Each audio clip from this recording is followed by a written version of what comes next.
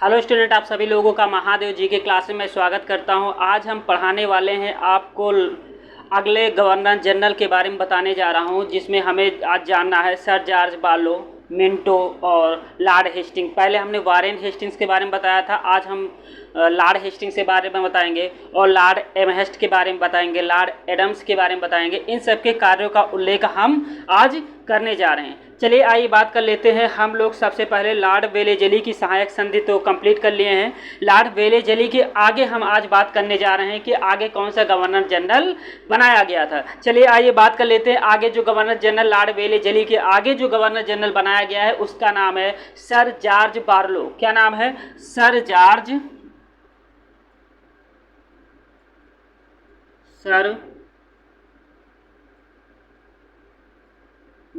Barlow. आइए आज हम बात किसके बारे में करेंगे? सर जॉर्ज बार्लो के बारे में बात करेंगे। सर जॉर्ज बार्लो ने क्या किया था? इनका जो कार्यकाल था 1805 से लेकर के 1807 के बीच में था। इनका जो प्रमुख कार्य था, इन्होंने जो हस्तक्षेप की जो नीति थी उसको इन्होंने कड़ाई से पालन किया। इसका मतलब ये होता है कि जो ब्रिटिश ईस्ट इंडिया कंपनी के जो कर्मचारी थे उन पे इन्होंने कड़ाई किया, और कड़ाई इसलिए किया क्योंकि यहाँ के लोकल जनता को, यहाँ के लोगों को ये लोग जबरन पैसा वसूल करते थे, धन संपत्ति वसूल करते थे। इसीलिए हस्तक्षेप की नीति का कड़ाई से पालन करने वाले गवर्नर जनरल का नाम क्या है?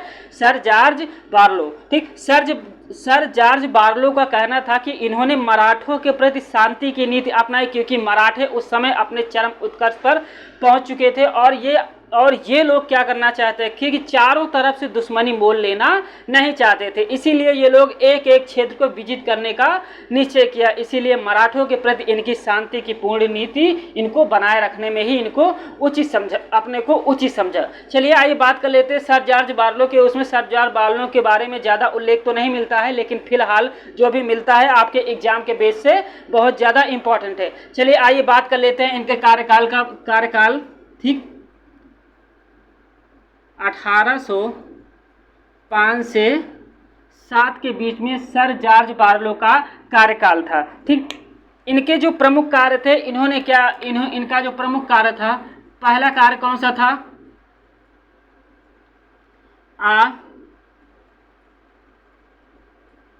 हस्तक्षेप की नीति का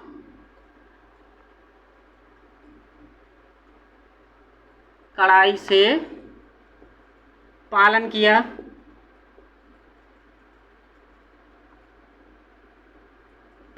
ठीक, दूसरी बात कौन सी है इनकी? इन्होंने मराठों के प्रति शांतिपूर्ण नीति अपनाई। ठीक है,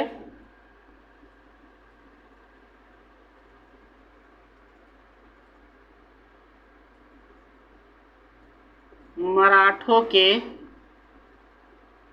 प्रति शांतिपूर्ण नीति अपनाई। ठीक, तो सर जॉर्ज बार्लो की इनके कार्यकाल में ये 2 प्रमुख कार्य थे। इन्होंने हस्तक्षेप की नीति का कड़ाई से पालन किया। दूसरा कार्य, इन्होंने मराठों के प्रति शांतिपूर्ण नीति अपनाई। अब बात कर लेते हैं जॉर्ज मिंटो की। बात करते हैं किसकी? लॉर्ड मिंटो की। ठीक है, किसकी?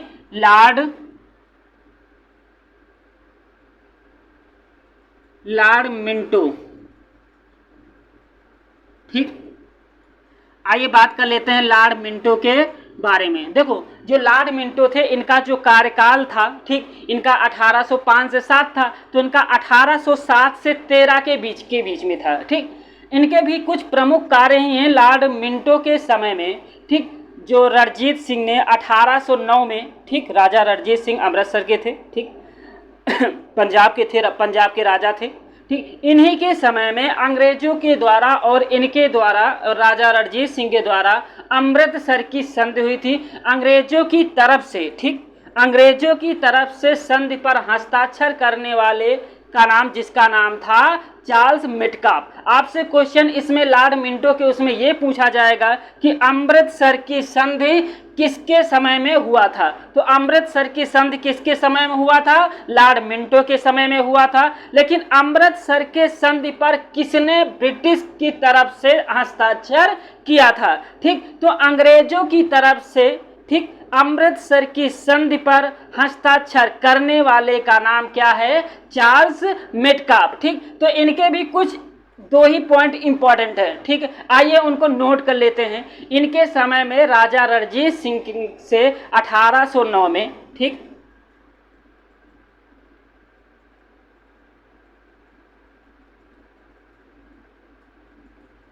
रणजीत सिंह से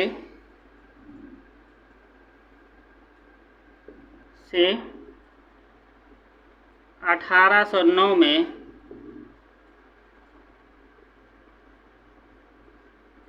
अमृतसर की संधि हुई थी। अमृतसर की संधि हुई थी, ठीक है। दूसरा, संधि पर हस्ताक्षर,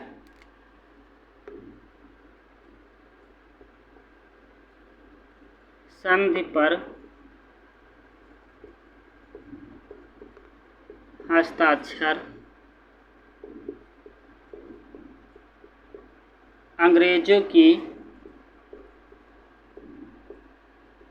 तरफ से चार्ल्स मेटकाफ ने किया था। ठीक, किसने? चार्ल्स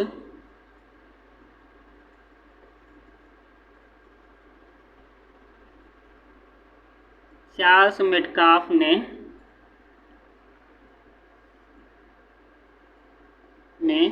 किया था।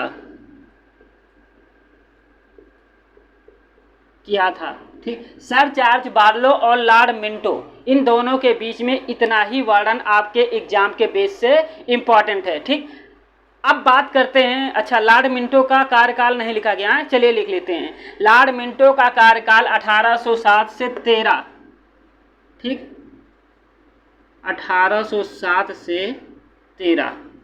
ठीक, अब बात करते हैं एक इम्पॉर्टेंट गवर्नर जनरल के बारे में, जिसका नाम है लॉर्ड हेस्टिंग्स। हम लोग पहले किसके बारे में पढ़े थे? वारेन हेस्टिंग्स के बारे में। अब हम किसके बारे में पढ़ने जा रहे हैं? लॉर्ड हेस्टिंग्स के बारे में। ठीक है, लॉर्ड हेस्टिंग्स के बारे में बहुत सारी चीजें आपके एग्जाम के बेस से इंपॉर्टेंट है। आइए डाल लेते हैं किसका? Lord Hastings.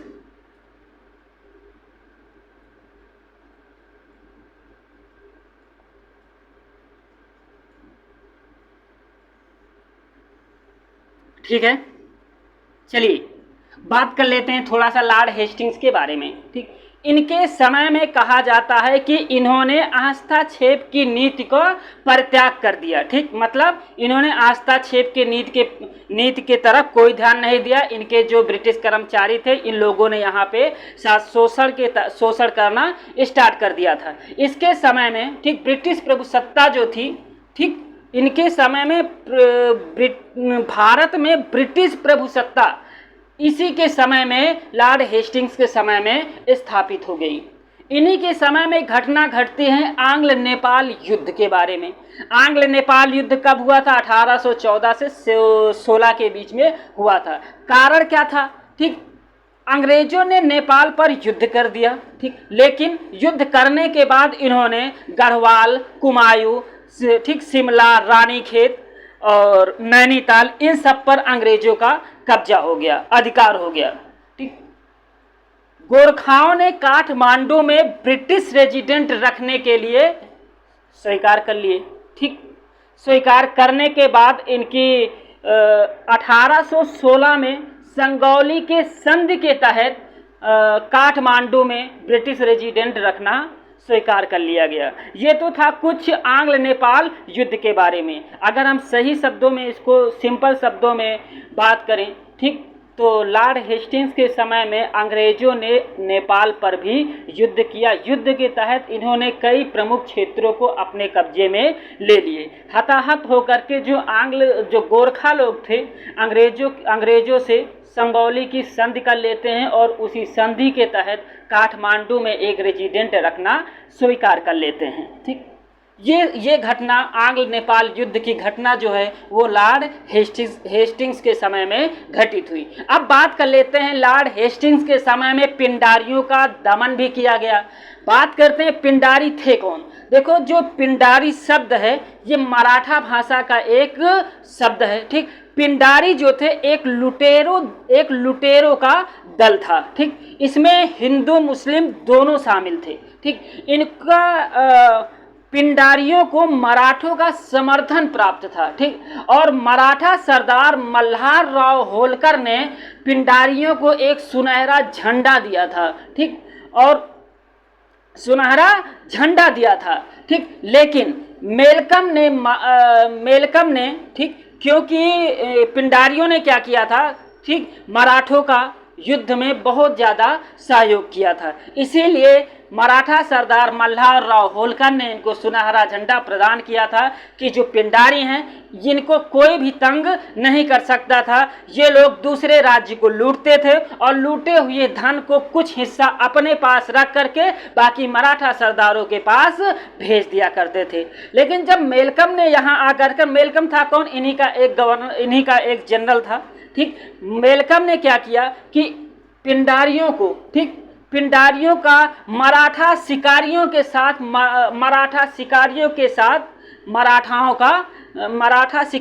साथ शिकारी कुत्ता मेलकम ने पिंडारियों को कहा था। ठीक, बात कर लेते हैं पिंडारी के जो प्रमुख नेता थे। 4 नेता थे जिनका नाम था चीतू, करीम खान, आमिर खान, ठीक है, और एक का नाम था वासिल मोहम्मद। ठीक, लेकिन पिंडारियों का 1824 में पिंडारियों को पूरी तरह से सफाया कर दिया जाता है। ठीक, लेकिन फिर बात कर लेते हैं इन्हीं लॉर्ड हेस्टिंग्स के समय में मराठा संघ का अंत भी कर दिया जाता है। ठीक, हेस्टिंग्स ने मराठाओं को तृतीय युद्ध में पूरी तरह से पराजित कर देते हैं और पराजित करने के बाद इनको गद्दी से उतार दिया जाता है। और गद्दी से उतारने के बाद, ठीक, बाजीराव को 18 लाख की पेंशन देकर के यूपी के कानपुर में बिठूर नामक स्थान पर इनको बैठा दिया जाता है। लेकिन सतारा की गद्दी खाली नहीं रहने देते और मराठा एक शिवाजी के ही वंशज जिनका नाम था प्रताप सिंह, उनको वहां की गद्दी सौंप दिया जाता है। चलिए आइए बात कर लेते हैं लॉर्ड हेस्टिंग्स समय में इतनी सारी घटनाएं आपके एग्जाम के बेस से इम्पॉर्टेंट हैं जो घटी हैं। चलिए आइए बात कर लेते हैं लॉर्ड हेस्टिंग्स का कार्यकाल कितने से कितना था। लॉर्ड हेस्टिंग्स का कार्यकाल 1813 से 23 के बीच में था। कितना? 1813 से 23। चलिए इनके पॉइंटों पे बात करते हैं। इनके समय में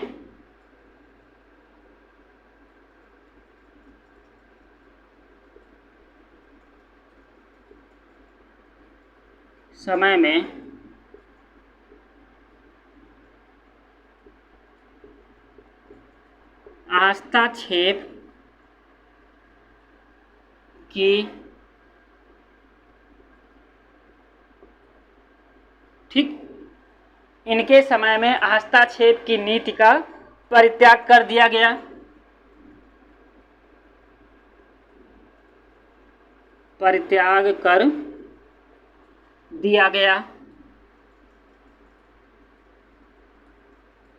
ठीक, इनके समय में हस्तक्षेप की नीति का परित्याग कर दिया गया और ब्रिटिश प्रभुसत्ता इन्हीं के समय में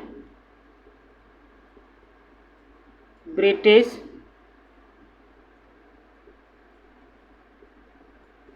प्रभुसत्ता इन्हीं के समय में स्थापित हुई।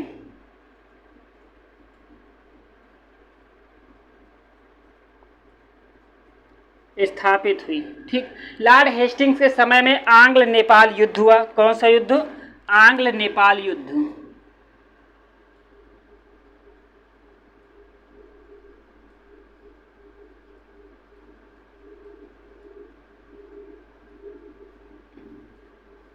ठीक, लॉर्ड हेस्टिंग्स के समय में आंग्ल नेपाल युद्ध कब हुआ था? 1814 से 16 के बीच में। ठीक, चलिए आइए थोड़ा सा चर्चा इस पे कर लेते हैं। अंग्रेजों ने नेपाल पर युद्ध कर दिया, हमला कर दिया, और वहाँ के कुछ क्षेत्रों में कौन कौन से क्षेत्र शामिल थे? गढ़वाल शामिल थे, कुमाऊं शामिल था, शिमला शामिल था, रानीखेत शामिल था, नैनीताल, ये उस समय नेपाल के कब्जे में था। मतलब यहाँ तक नेपाल का क्षेत्र लगता था। ठीक, अंग्रेजों ने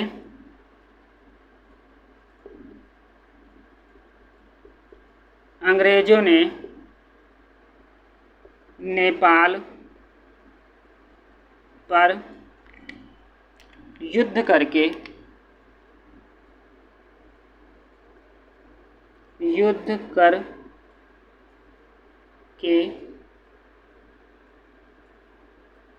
कुमायूं, गढ़वाल, नैनीताल, रानीखेत,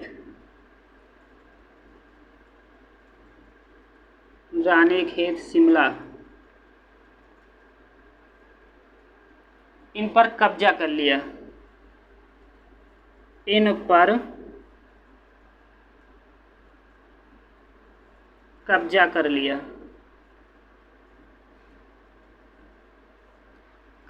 ठीक, गोरखों ने काठमांडू में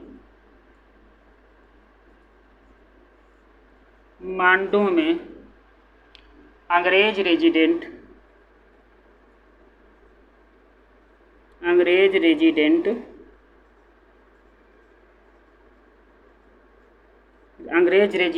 रखना स्वीकार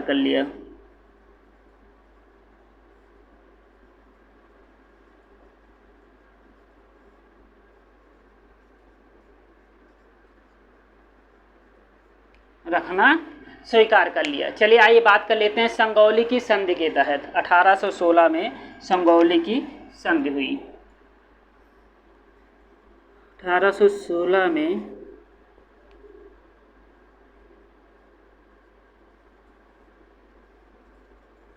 की संधि के तहत। ठीक, 1816 के संगौली संधि के तहत। चलिए आइए बात कर लेते हैं पिंडारियों का दमन। ठीक, इन्हीं के समय में क्या हुआ था? पिंडारियों का दमन। ठीक है,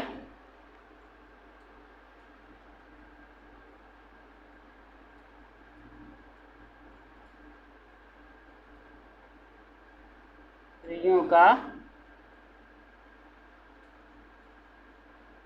दमन। ठीक, पिंडारियों का दमन। चलिए आइए बात कर लेते हैं पिंडारी लोग कौन थे। पिंडारी मराठा भाषा का एक शब्द है। ठीक, इसका संबंध जो है वो लुटेरों के एक दल से है। उस दल में हिंदू और मुस्लिम दोनों लोग शामिल हैं। इनका कार्य था कि अदर राज्यों पर हमला करके धन को एकत्र करना और उस धन को कुछ हिस्सा अपने पास रखने के बाद और मराठा सरदारों के पास ये लोग भेज देते थे। मराठा सरदार मल्हारराव होलकर ने इनको एक सुनहरा झंडा प्रदान किया था। ठीक, आइए इन्हीं के नोट भी करते चलते हैं। ठीक, पिंडारियों का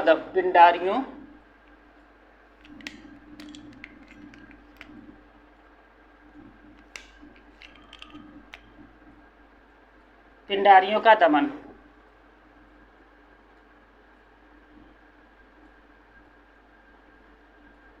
ये मराठा भाषा का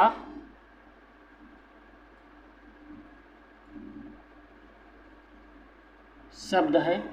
ठीक, पिंडारियों का दमन, ये मराठा भाषा का शब्द है। ये लुटेरों का एक दल है।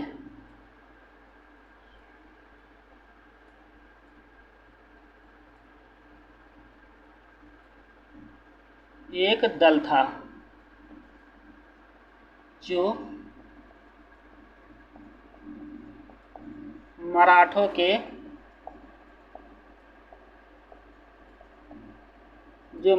के समर्थन, मराठों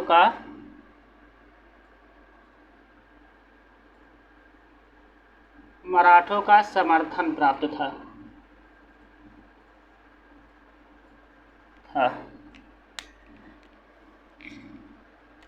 मराठा सरदार मल्हार राव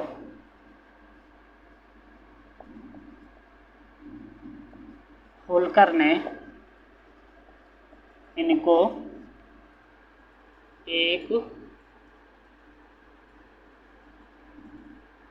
सुनहरा झंडा प्रदान किया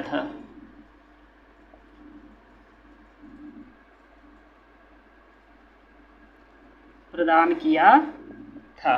ठीक है।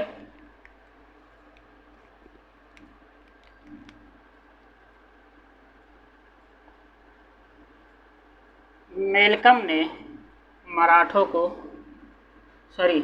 पिंडारियों को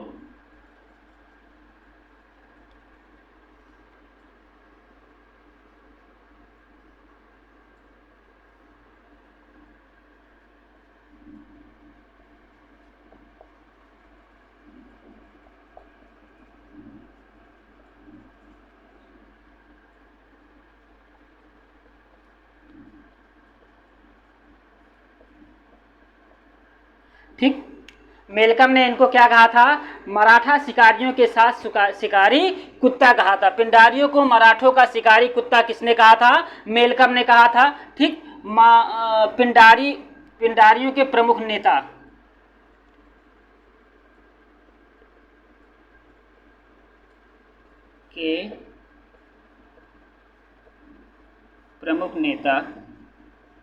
ठीक, चीतो,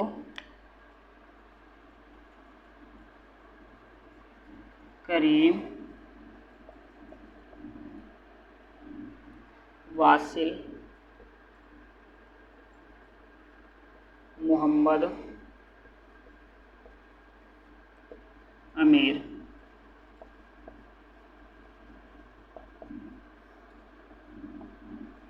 ठीक है, आइए बात कर लेते हैं आगे। 1824 तक पिंडारियों का पूरी तरह से सफाया कर दिया गया। 1824 तक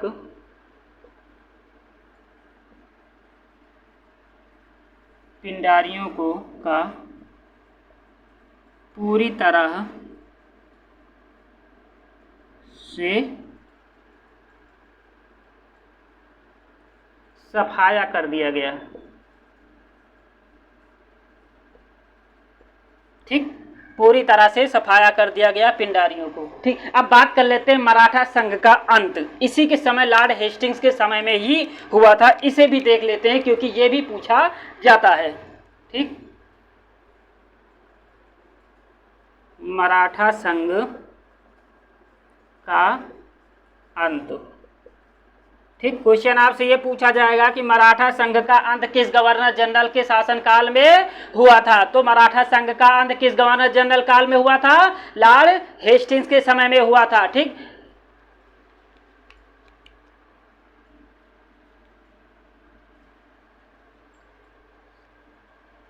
क्या लिखेंगे हम? हेस्टिंग्स ने मराठों को तृतीय युद्ध में पराजित किया।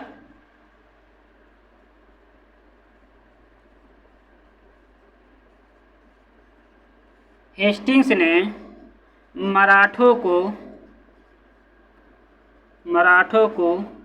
आंग्ल तृतीय युद्ध में, ठीक है, ये हम लिख देते हैं, तृतीय युद्ध में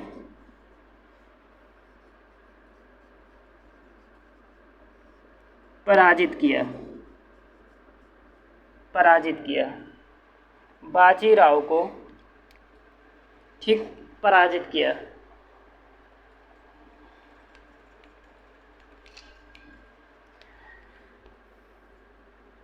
बाजीराव को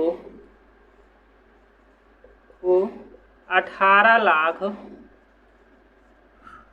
रुपए देकर कानपुर के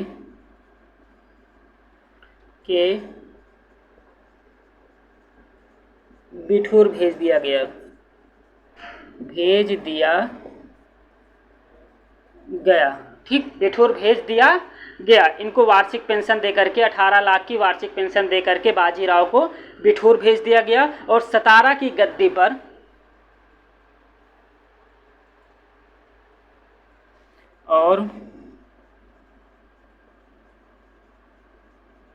सतारा की गद्दी पर प्रताप सिंह को बैठा दिया गया, बैठा दिया गया। ठीक है, ये तो थे लॉर्ड हेस्टिंग्स से समय के कुछ प्रमुख कार्य। आइए बात कर लेते हैं लॉर्ड एडम्स की। किसकी? लॉर्ड एडम्स की। ठीक है,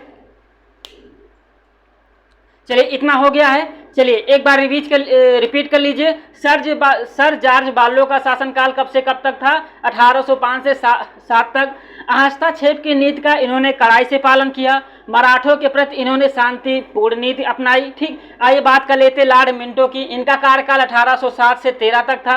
रणजीत सिंह से 1809 में अमृतसर की संधि लॉर्ड मिंटो के शासनकाल में हुआ था। इन्हीं ठीक है, अमृतसर की संधि पर हस्ताक्षर करने वाले कौन थे?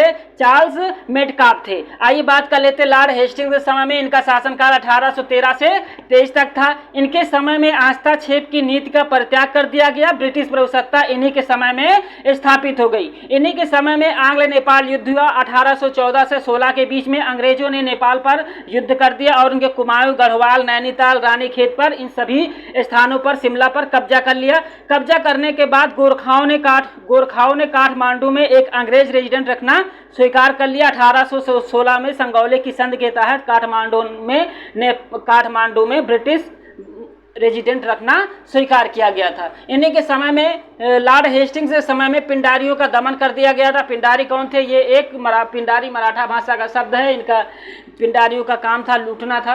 ये इनको मराठा सरदारों का समर्थन प्राप्त था। ठीक, मेलकम ने पिंडारियों को मराठों का शिकारी कुत्ता कहा था। पिंडारियों के प्रमुख नेता चीतू, कासिम, करीम और वासिल मोहम्मद थे। ठीक, 1824 तक पिंडारियों का पूरी तरह से सफाया कर दिया गया। मराठा संघ का अंत भी लॉर्ड हेस्टिंग्स के समय में ही किया गया था। इनके समय में हेस्टिंग्स ने मराठों को तृतीय युद्ध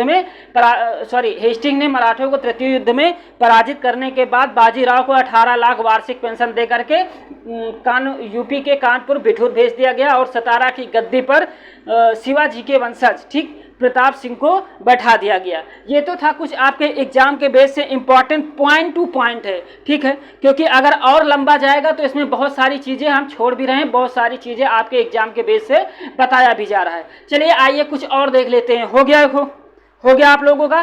देख लीजिए। ठीक है, नोट कर लिए होंगे। आगे बढ़ें? पक्का?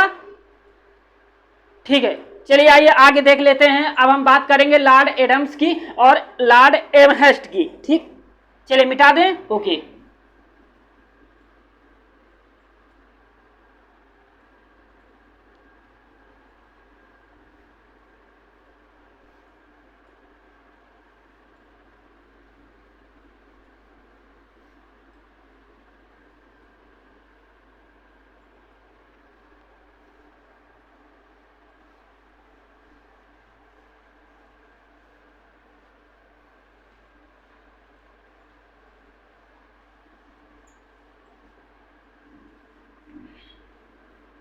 चलिए आइए बात कर लेते हैं हम आगे।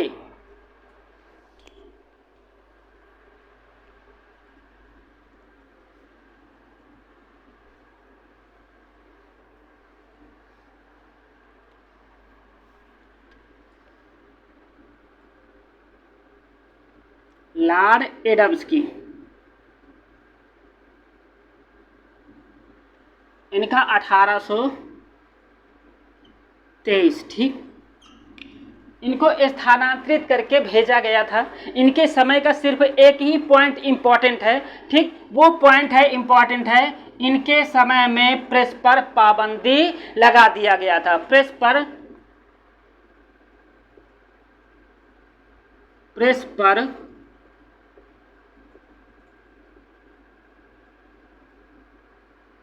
प्रतिबंध लगा दिया गया था, लगा दिया।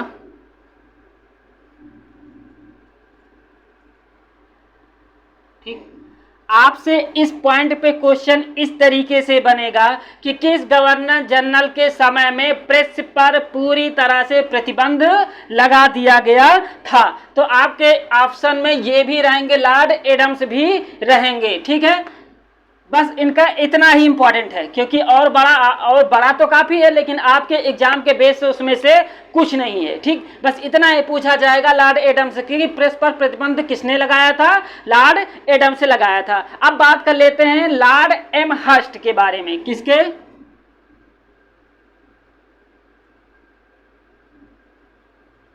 लॉर्ड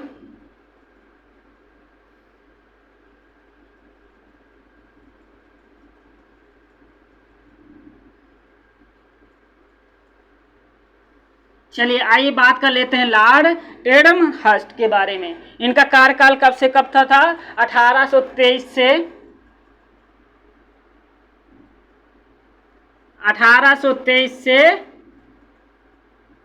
28 इनका कार्यकाल था, ठीक। ये मुगल सम्राट अकबर द्वितीय से 1827 में मुगल बादशाह अकबर द्वितीय से बराबर पर जाकर के मिले, ठीक। बराबर स्तर पर इनके कारोबार स्थापित हो चुके थे, ठीक। तब किसी शासक से आप बराबर के स्तर पर तभी मिल सकते हो जब आप बराबर के लेवल पे पहुंच जाओगे। तो लॉर्ड एडमहर्स्ट ने मुगल शासक अकबर द्वितीय से बराबरी के स्तर पर जाकर के मिला। इन्हीं के समय में आंग्ल बर्मा युद्ध हुआ था। आंग्ल बर्मा युद्ध क्यों हुआ था, सबसे बड़ा सवाल है। आंग्ल बर्मा युद्ध इसलिए हुआ था, ठीक है,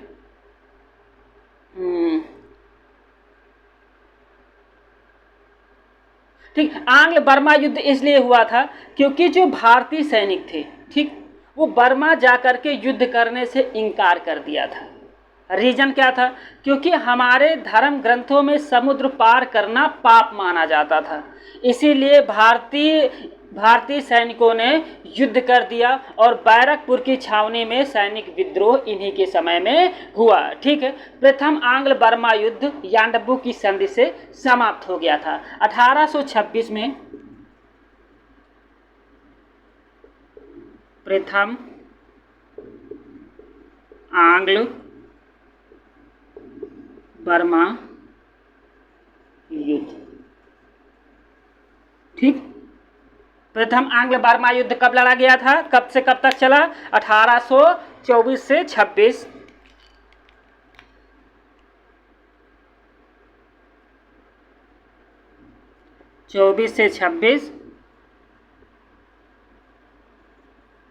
समाप्ति यांडबू की संधि से, ठीक। किसकी संधि से?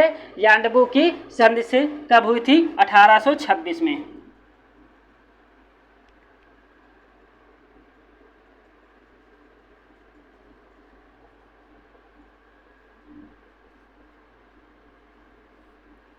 ठीक। सैनिक विद्रोह किसके समय में हुआ था? ठीक, 1824 में। 24 में सैनिक विद्रोह इन्हीं के समय में हुआ था।